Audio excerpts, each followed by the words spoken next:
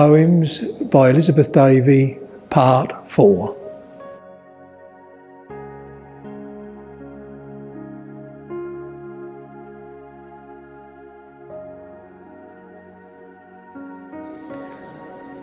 When the heart was free. Forever vivid in my mind, childhood days long left behind, dreaming of the days we spent when the heart was free and the mind content. When we walked through the copse of hazel brush, heard the mellow note of the mistle thrush, heard the cuckoo call from a distant dell, as we tread the realms that we know so well. Down the path to the old foot stile, where the dog rose rambled free and wild, where the blackthorn bore a spiral wind from tightly clinging columbine. Along the banks where the wild thyme thrived, where the bud's eyes struggled to survive, and the pungent hemlock's lacy head mingled with the poppy's red. Across the meadow far beyond, where willows hang o'er the stagnant pond, where a fallen tree had come to rest to form a bridge to a moorhen's nest. With jerking head and stilted legs, she would scuttle off and reveal her eggs, buff in shade with red-brown blotches in beds of reeds amidst the crotches. We walk the hayfield's magic world, where, inspired by the breeze, the wild oats swirled, and the shimmering of the hay seemed so fragile, tinged with gold and grey. Forever did these memories bloom through years that brought despair and gloom, just dreaming of the days we spent when the heart was free and the mind content. Sorrow. The waning moon has lost its smile. The trees are leafless now. The songbirds silent for a while, asleep on darkened bough. The summer swallows now have flown. The cuckoo's call a far-off dream. The gentle breeze more angry grown, and frozen snow hides the silver stream. The azure sky has turned to grey. The rose has lost its fragrant bloom. Night obscures the sun's last ray. The night owl seeks the chapel's gloom. My happy heart has saddened now. Once eager lips are pale and cold. Light in my eyes no longer shine. My arms no treasure now enfold. No longer hand in hand we wind our way through life's perpetual coil, our woven footsteps left behind, deep sorrows buried beneath the soil. Yesterday. A lovely rose of yesterday that I admired so much, with its beautiful crimson petals like velvet to the touch, today has hung its wilted head. It has lost its fragrance sweet, and some of its faded petals are scattered at my feet. Yesterday the nightingale sang cheerily from the maple tree. Its rich melodic phrases seemed exclusively for me. Today his voice is silent. He is left without a trace. He has travelled far and wide to a more excelling place. Yesterday the sun came up amidst a sea of blue. Its golden rays formed sparkling pearls across the morning dew. Today the sky is overcast. Its rose behind a cloud, and the golden rays of yesterday are hid behind a shroud. Tomorrow is another day, and a rose will bloom again. The nightingale will reappear to chant his sweet refrain. The darkened sky will lighten to reveal the sun's bright rays. As bright days follow after gloom, so tomorrows will be our yesterdays. Owd Walter. Owd Walter was a country bloke, spent half his life behind the plough, but the deepest furrows he could boast were the ones across his brow.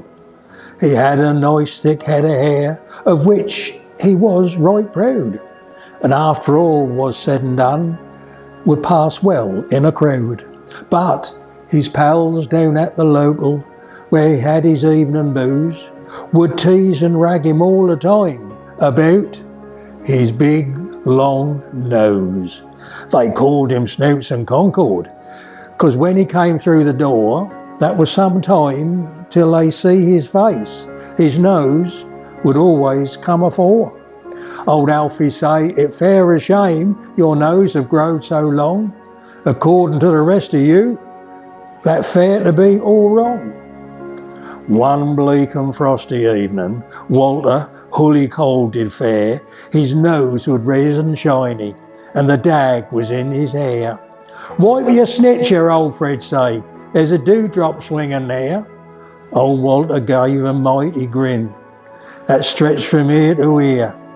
He fumbled in his pocket, held his hanky to old Fred, and say, "Seeing you're nearest to it, perhaps you'll do the job instead." The flow of time. Now this poem depicts Elizabeth growing old, as you'll see. As seconds into minutes flow, and day pass swiftly into night, and furrows form above the brow, and sparkling eyes have lost their light, as days and nights speed into weeks, and summer into winter leads, no youthful bloom adorns her cheeks, a shapeless body no man heeds. As months rush on into years, and autumn into winter rages, visions of decay appears, as nature combines with the ages.